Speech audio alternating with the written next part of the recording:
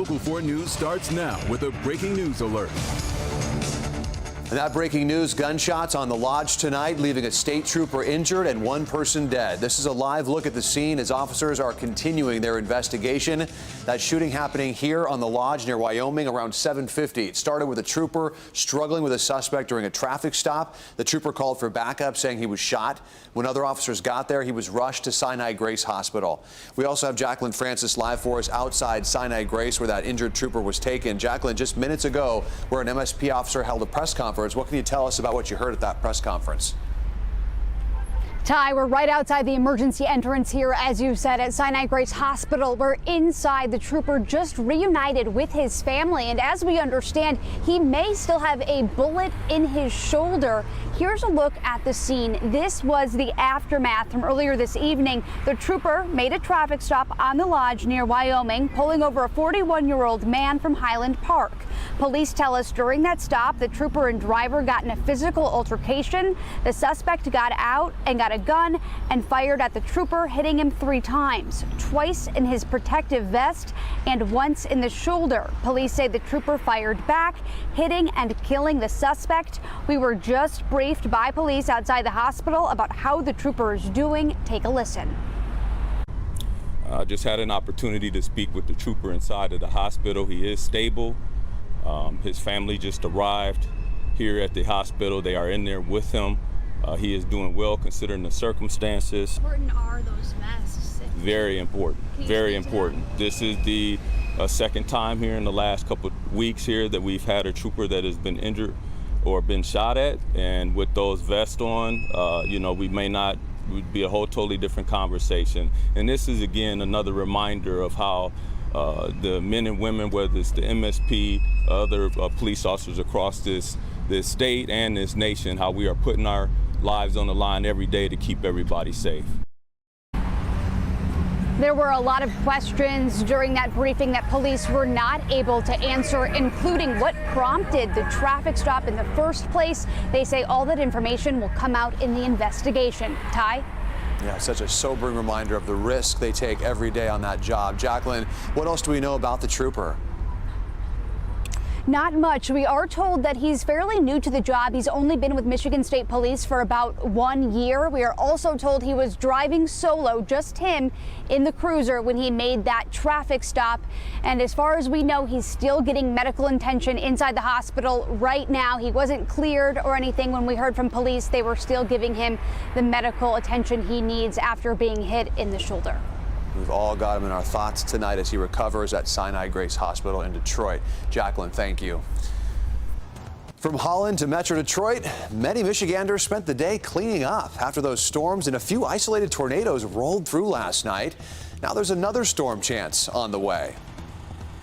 So 4-1 meteorologist Ron Hilliard joining us now. Ron, we had tornadoes touch down right here in our area. That's right. Overnight, when a lot of people were trying to sleep, they were interrupted. Some people lost power and some are still without power. And we do have a thunderstorm chance. It's a scary situation there for a while. That's right. And we do have confirmation of a tornado touchdown in Livingston County. Ty, that happened this morning just after midnight in Gregory in EF1 with winds peaking at 90 miles per hour. Now, that was on the ground for just a few minutes, about 1.5 miles, but we also had another tornado, Genesee County. This one right in Atlas and Davison townships. Now, this was on the ground for a shorter amount of time, and this was also shortly after midnight. We had this on the ground for just over 1 mile, and then there was a third tornado in Saginaw County. That one, an EF0 in St. Charles. The Zach Track 4D radar right now, we are seeing calm and pleasant conditions right here in Metro Detroit. But if you go around us a little bit farther away to the north, to the west, and even to the east, you'll see there's sort of this ring, and we're in this bubble of protection right here in southeast Michigan. Some severe thunderstorms have been impacting northern Michigan.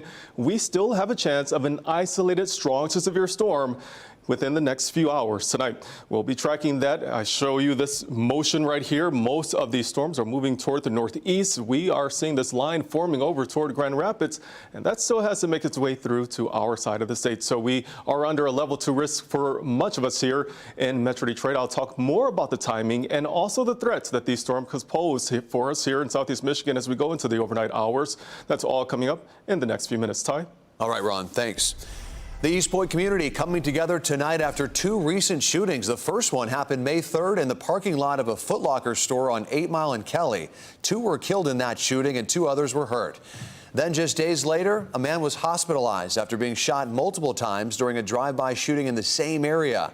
Tonight, church and city leaders all came together to organize a prayer walk. Let's find another way. Let's find a way to resolve our problems. Let's find a way to talk about it. Let's talk first and see if we can come to some kind of understanding. And I don't believe that we have to resort to violence as a means or as a solution to a problem. But let's talk about it so we can all walk away and be better from it. City leaders are planning more events just like this one to stand up against violence. A Pontiac mother accused of leaving her own children in filthy conditions for years is heading to trial. Kelly Bryant faces child abuse and welfare fraud charges.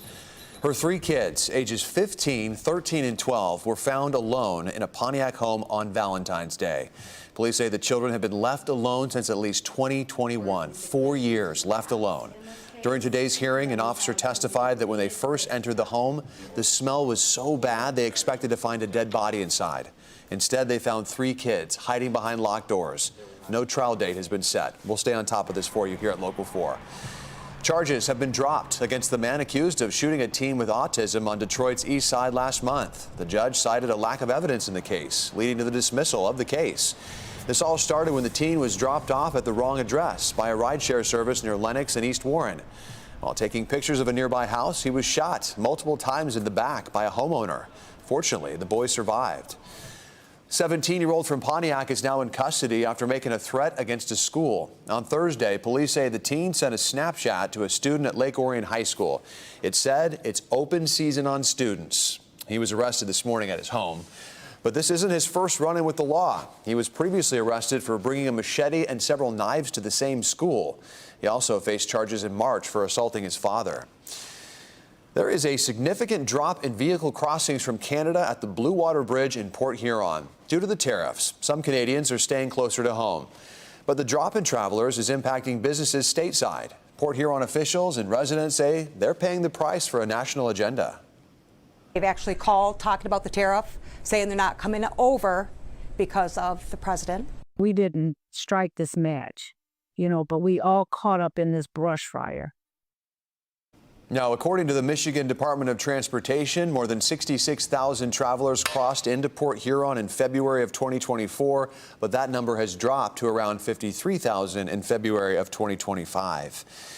The United States just lost its last perfect credit rating. Moody's Ratings downgraded the country's debt after holding a perfect credit rating for the U.S. since 1917. And that brings Moody's in line with other major credit rating agencies, which previously lowered their credit ratings for U.S. debt. Moody's says the decision was based on an increase in government debt and interest payment ratios. Reverend Solomon Kinlock Jr. has received a major endorsement from the United Auto Workers Union in the race to become Detroit's next mayor. Kinlock, pastor of Triumph Church, is a former UAW member himself. The union calls him a strong advocate for working-class families. The UAW plans to actively support his campaign through door-to-door efforts. Kinlock is one of many in the race for Detroit's mayor. We have a full breakdown of the candidates on clickondetroit.com. A night of inspiration, celebration, and community for Detroit Cristo Rey's Ray of Light Spring Gala. It was packed on the rooftop at the Godfrey Hotel tonight. All these people were there to celebrate and raise money for the Detroit Catholic High School. Now, what makes this school stand out is its college preparatory education and unique work-study program. The students all have jobs while they're in school. The Vice President of Development and Communications, Nicole Guys, says tonight is all about saying thank you.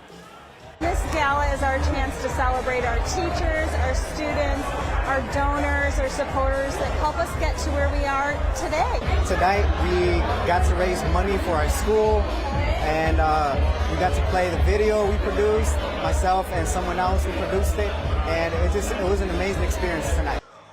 And it was amazing to see all the outpouring of support from the community for these students. The gala raised, get this, more than $350,000 for their school, which helps pay tuition for the students. It pays the salaries for the teachers. It keeps the lights on. Also, the school is also looking for corporate sponsors for their work-study program. So if you own a business, definitely check out Cristo Rey.